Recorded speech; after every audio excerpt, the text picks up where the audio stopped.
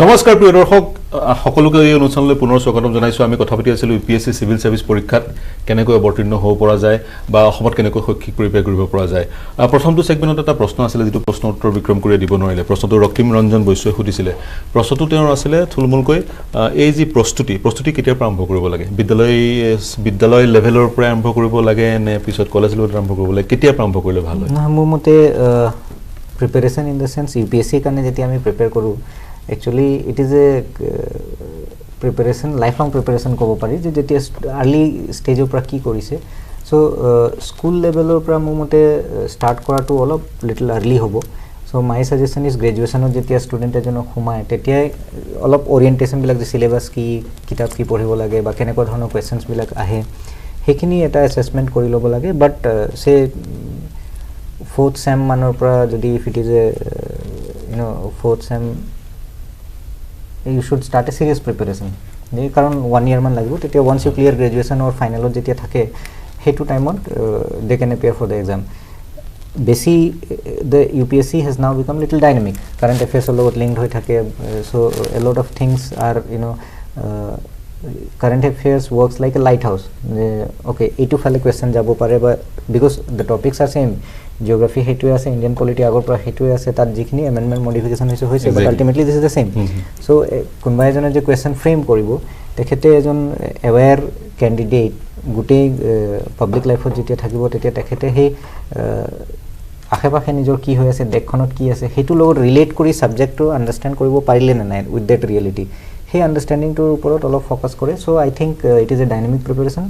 final year or beginning or agot fourth sem manot start koribo pari but from the school level nijor textbook khini dhuniya ke porhile hol jikhini students e bhabe ami prepare koribo lage they should study their textbooks well it will take care of their exams also school to bhal performance hobo baki it will be a part of continuous school to ji paithopatri ase he homo porhile hol aru at least schoolot এনেকুৱা এটা যে career option আছে হেতু জনোৱাটো দৰকাৰ নহয় জানো yes it is extremely important মানে কি হয় আমাৰ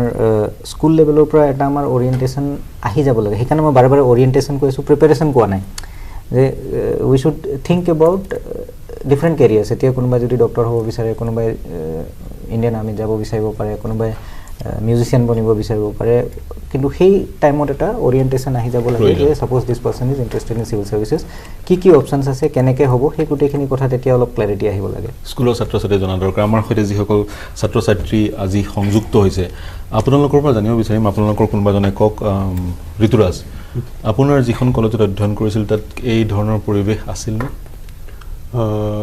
প্ৰায় নাই বুলি ক'ব পাৰি আমি বিশেষকৈ যোনটো ট্ৰেডিশনাল ৱেট আমাৰ চলি থাকে মই গ্ৰেজুৱেচন কৰিছো তাৰপিছত মাষ্টাৰ্ছ কৰিম তাৰপিছত পিএইচডি কৰিম তাৰ হলনিও বেলেগ যদি আছে হেতু ইমান নাছিলে ওৰিয়েন্টেশনটো নাই বাকি আপোনালোকৰ কেনেকুৱা আছিল ঋতুৰাজে যেনেকৈ কৈছে তেনেকুৱা হয় the problem is that syllabus is designed in such a manner that it doesn't let us think in that way and plus the main problem is that the peer awareness is very less compared to other states for which we are not motivated at that point of time but later on when we graduate when we see some aspirant getting successful and when they are showed in news that time we are aware so that is a problem teneke role model teneke hol but at college like in my college we like in our friend groups we didn't think so that was the issue ketiao 3 বছৰীয়া বা 4 বছৰীয়া পাঠ্যক্ৰমত ketiao এই কথা আলোচনা হোৱা নাছিল বা ক্লাছৰুমত বা গ্ৰুপ ডিসকাশনত আলোচনা হোৱা নাছিল we have thought of masters phd but not in this career or maybe like for management and all but not MBA yes ba only career only the traditional one yes Raktim আপোনাৰ কেনেকুৱা মই যদি cotton বিশ্ববিদ্যালয়ৰ কথা ক'ব লাগে 3 বছৰ মই পঢ়িলো কটন বিশ্ববিদ্যালয়ৰ ছাত্ৰ প্ৰথম 2 বছৰ বা লাষ্ট 2 ইয়াৰ্স মানত প্ৰথম অৱস্থাত মই নিজৰ পিয়াৰ গ্ৰুপছ বা এই বস্তুখিনি অভাৱ পাইছিলো কিন্তু আচৰিতভাৱে যেটো আমাৰ এপিএসসি যেটো নতুনকৈ মডিফাই হল বস্তুখিনি নিকা হল প্ৰসেসটো আচৰিতভাৱে এবাৰ যিখিনি মই গ্ৰেজুৱেট কৰিলো এটা কিন্তু আমাৰ বস্তুখিনি চেঞ্জ হৈছে আগতে আমি অপ্ট কৰিছিলো যে মাষ্টাৰ্ছটো কৰিলো ভাল সেভ হৈ থাকিম দেন আমি নেট দিব পাৰিম বা এটসেট্ৰা কিন্তু এইবাৰ যদি মই চাও পাৰ্সোনালি নিজৰ ইনষ্টিটিউচনৰ কথা মই ক'ব পাৰিম 20-30% people have started preparing. Masters join নকৰাকেও তেওঁলোকে বিভিন্ন অনুষ্ঠানত গৈছে, ঘৰতো আছে, and they have started preparing for the exam. So মই ভাবো এটা পজিটিভ ইম্পেক্ট এটা পৰিছে লাষ্ট টাইম যিখিনি আৰু এপিএসসি আৰু ইউপিএসসি সিলেবাসও খুব সম্ভৱ একে হৈ গ'ল, একে ধৰণৰ হৈ গ'ল। সিলেবাসটো একেই আছিল, পৰীক্ষা একে হ'ল, ইনফেক্ট পেপাৰ দুখন বেছি আছিল এজ কম্পেয়াৰ টু ইউপিএসসি, বাট এতিয়াতো ইভেন হৈ গৈছে এপ্ৰ'চ, গোটেইখিনি চিলেবাছ প্ৰায় একে, বাট দেন কিছুমান বস্তু থাকে যিখিনি মই ভাবোঁ এপ্ৰ'চটো ডিফাৰেণ্ট হয় towards both the things APS-C আৰু ইউপিএসসি। এপিএসসি আগৰ পৰিৱেশ বেলেগ আছিল, এতিয়া পৰিৱেশ বেলেগ, এইটো অন্য এটা বিষয়, কেতিয়াবা আমি সেই ইয়াত বিষয়ত আলোচনা এটা কৰিম। কথা মই এড কৰিব আপুনি বিচাৰিম। কওকচোন। হি টকড এবাউট এপিএসসি ন, এটা কথা কি হয়, যেনেকৈ তেখেতে ক'লে যে আমাৰ ষ্টুডেণ্টছখিনি এতিয়া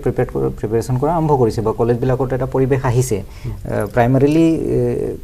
একচুৱেলি ক'ব গ'লে it is not the mandate of the college date ইউপিএসচিৰ কাৰণে প্ৰিপেয়াৰ কৰাব, বাট আমি যদি এটা নিচ বিল্ড কৰিব পাৰোঁ, ইট ইজ এ কলাবৰেশ্যন, যে তেনেকৈ যদি আমি এফৰ্ট বিল্ড কৰিব পাৰোঁ, সেইটো হ'লে আমাৰ কাৰণে এডভান্টেজেছ হ'ব।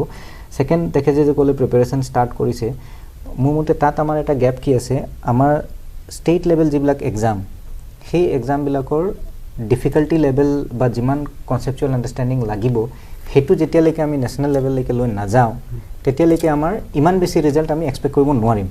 কেলে, it is because even UPSC preparation or exams and competitive exams and all these are all like a market ৱেৰ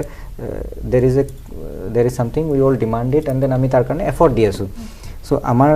state level এক্সামবিলাক যেতিয়ালৈকে সেইটো ষ্টেণ্ডাৰ্ডৰ নহ'ব, কাৰণ ষ্টেট লেভেল এক্সামৰ কাৰণেতো চবেই প্ৰিপেয়াৰ কৰিব, মষ্টলি ষ্টুডেণ্টছে প্ৰিপেয়াৰ কৰিব। চ' সেইটো ষ্টেণ্ডাৰ্ডত যদি আমি লৈ যাওঁ আৰু তেওঁলোকে সেইটো লেভেলৰ প্ৰিপেৰেশ্যন কৰে, অট'মেটিকেলি গৈ পেলাই নেশ্যনেল লেভেলত এটা এডভান্টেজ পাব। চ' ডিফিকাল্টি লেভেল বা কনচেপচুৱেল আণ্ডাৰষ্টেণ্ডিঙৰ যিটো লেভেল, আমি যদি এপিএসচি এক্সামেই হওক বা বাকী ডিফাৰেণ্ট এক্সামেই হওক, সেইবিলাকক যদি এছএছচি লেভেলত বা এপিএসচিৰ এক্সাম, চিভিল ছাৰ্ভিচ এক্সামখনক ইউপিএসচি লেভেলত লৈ যাওঁ, মই ভাবোঁ আমাৰ automatically percentage of students qualifying UPSC after say 4-5 years ইয়াত কথাটো উল্টা, ইউপিএসসি প্ৰিপেৰেশ্যন কৰে তাতে এপিএসসি ক্ৰেক কৰিব পাৰে, হয় নহয় জানো? হা, চ' সেইকাৰণে কৈছোঁ যে উল্টাটো হ'লে এতিয়া আমি যদি এপিএসচি প্ৰিপেয়াৰ, কাৰণ ইউপিএসচি চব ষ্টুডেণ্টে নকৰে, যদি এপিএসচি ছাপ'জ 500 ষ্টুডেণ্টে প্ৰিপেয়াৰ কৰি আছে, তাৰ ভিতৰত 100 people will be interested in UPSC or even less. So' আমি যদি উল্টাটো কৰি দিওঁ, এই 500 ষ্টুডেণ্টে যদি গম পায় যে এপিএসচি প্ৰিপেয়াৰ কৰিবলৈ আমাক ইমানটো লাগিবই, then it will be a compulsion on them to be better. সেইটো হ'লে আমি গৈ পেলাই নেশ্যনেল লেভেলত will be able to perform. It is like sports only ন। আমি যদি